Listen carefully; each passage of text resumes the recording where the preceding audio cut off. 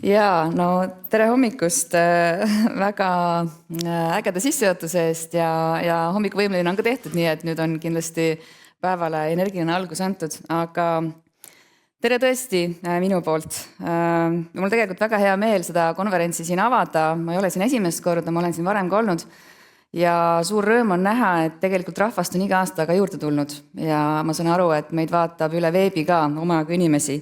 1000 vist ütlesid sa, Alar, jah? Et eks me pärast kontrollime siis.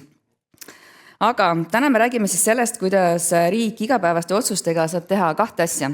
Et ühest küljest pakkuda paremaid teenuseid oma inimestele, kodanikele ja teiseks anda hoogu ka majandusele, sest et tänane konverents ikkagi keskendub ju sellele, et kuidas me majandust saame aidata arendada. Aga räägime kohe alguses siis rahast. Et mida see poliitikakujundaja teeb? Poliitikakujundaja jagab ju maksumaksjalt saadud vahendeid ümber oma parema äranägemise järgi. Ja avalik sektor on Eestis väga suure ostujõuga. Igal aastal hangib riik turult kaupu, teenuseid, ehitustöid ligikaudu 5–8 miljardi euro väärtuses. Mõnel aastal rohkem, mõnel vähem. Aga suurusjärk on selge tegelikult, kui mõelda nendele numbritele 5–8 miljardit. Mõnikord on isegi olnud ligi 10 miljardit. Et see on tegelikult tohutu maht ja see raha ei ole lihtsalt kulu eelarves. See on hästi selge sõnum turule, see on hoob.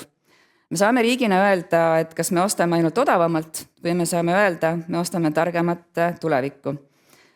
Kui riik tellib lahendusi, mis ei ole ainult tooteid, kui riik tellib mõju ja mitte ainult tükke, siis võib midagi olulist juhtuda ja ettevõtted julgevad investeerida uute.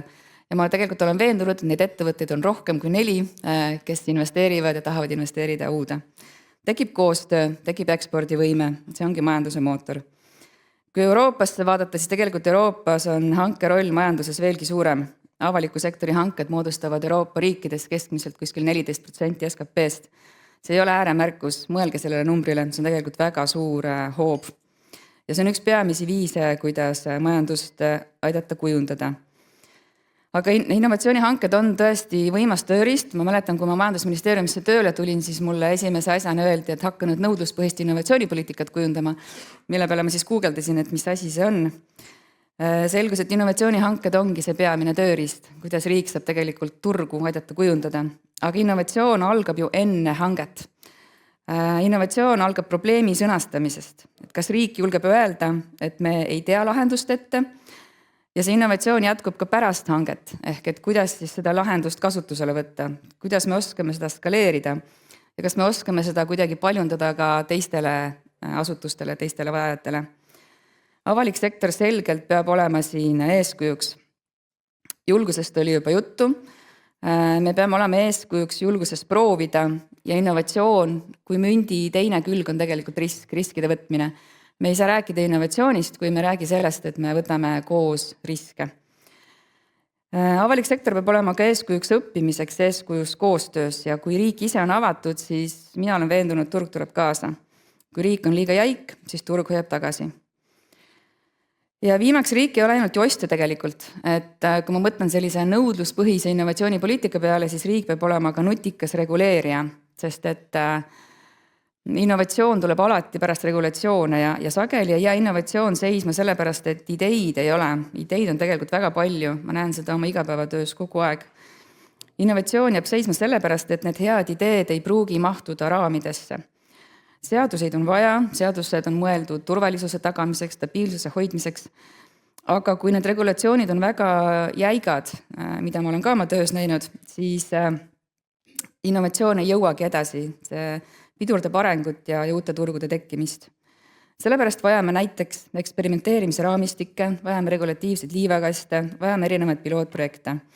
Et meil on selles osas erinevad algatused ka juba käimas. Võib-olla olete, kui suvel panite tähele, siis minister Keldo käis ringi pusaga, kus oli kirjas Making Illegal Things Legal. Et see ongi tegelikult see, mida me siis üritame teha, et uutele tehnoloogiatele luua turvalist kohta, kuidas testida ja tõestada, et nad võivad turule jõuda. Siis minu jaoks on oluline märksõna avaliku sektori innovatsioonist rääkides ka süvatehnoloogia, sest et meie ühiskond seisab hästi paljude nurjatute probleemide ees. kliimamuutused, inimkonna vananemine, tervishoiu kestlikkus, julgeolekust rääkimata, energiavõrkude juhtimine, tööjõupuudus. Ja meil on teada ka, et need probleemid esiteks nad ei lahene iseenesest ja teiseks nad ei lahene lihtsalt olemasolevate lahenduste, väikeste parandustega. Et need sellised inglise keeles wicked problems vajavad sageli täiesti uut tehnoloogiat, uut teadmist ja pikka arendust, sellist tehnoloogiat, mida veel turul ei pruugi olemas olla. Ja nutikas avalik sektor oskab neid küsimusi esiteks märgata ja neid lahendusi soosida, esile kutsuda. Aitab katsetada ja aitab piloteerida. Hakkab esimeseks referentskliendiks, kui vaja. Ja nii saab riik olla mitte ainult tellija hankimise mõttes, vaid ka kasvulava pakkuja sellistele süvatehnoloogilistele lahendustele, millel on selgelt ekspordipotentsiaal. Mida veel poliitikakujundajad teevad? Nad vaatavad alati, mida siis teised riigid teevad, et õppida teistelt. Ja vaatame korraks, et mida siis teevad teisiti või rohkem või vähem need piirkonnad maailmas, mis veavad eest innovatsiooni ja tehnoloogilist arendust. Näiteks Ameerika Ühendriigid on teinud nõudluspõhise innovatsiooni väga sirgjoonaliseks. Neil on selline programm nimega SBIR, Small Business Innovation Research, mis kohustab siis föderaalagentuure suunama osa oma teadusarenduse eelarvest väikeste firmade tehnoloogiate arendusse. Ja mis kõige olulisem, kui see lahendus töötab, siis riik ostab selle lihtsalt välja viimases faasis. Ehk et riik ei jää pilootfaasi toppama, ostab edasi. Jaapani valitsus seevastu on öelnud otse sõnu, et riik peab olema idufirmade esimene klient. Idufirmade esimene klient. Nende innovatsioonistrateegia näeb ette, et nad kasutavad siis paindlikumaid lepinguid, kiiremaid hankemehhanisme just selleks, et täiesti uusi tehnoloogiaid avalikus sektoris proovida ja kasutusele võtta. See tähendab, et nad on aktiivsed turuloojad ja see on juba innovatsioonile täiesti uus tase. Singapur ostab innovatsiooni ise, nagu oleks ta startup. Riik paneb üles konkreetse probleemi, ettevõtted pakuvad lahendusi, tehakse väikesi auhindu, konkursse, kiireid piloote, valitakse parimaid, skaleeritakse edasi. Neid näiteid on kindlasti veel ja kindlasti on meil ka päris häid näiteid, aga teinekord sellise, me räägime innovatsioonist, innovatsioon peab olema ambitsioonikas, me peame võtma riske, tasub vaadata, mida tehakse juba mujal ja mõelda, kas ja kuidas me saame seda siin teha. Läbiv loogika kõigest selles on siis see, et riik ei oota, kui innovatsioon on valmis, vaid riik aitab selle valmis teha ja siis ostab. Et teine oluline loogika on see, et riik võtab samuti riske. Ja see on väga selge õppetund ka meile, et kui me riigina teeme ruumi katsetamiseks ja riskimiseks, siis tekivad uued lahendused. Me oleme seda juba näinud, kas või kaitsevaldkonnas. Kui riik on esimene tark klient, siis tekib turg. Kui riik kasutab oma ostujõudu sihipäraselt, siis võidab kogu majandus.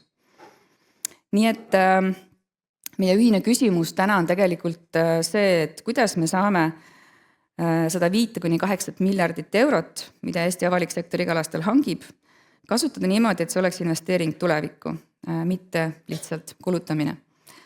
Investeerik parematesse teenustesse, ettevõtete konkurentsivõimesse, süvatehnoloogiasse ja kõigesse sellesse, mis aitab tegelikult meil lahendada ka ühiskonna nurjatuid probleeme.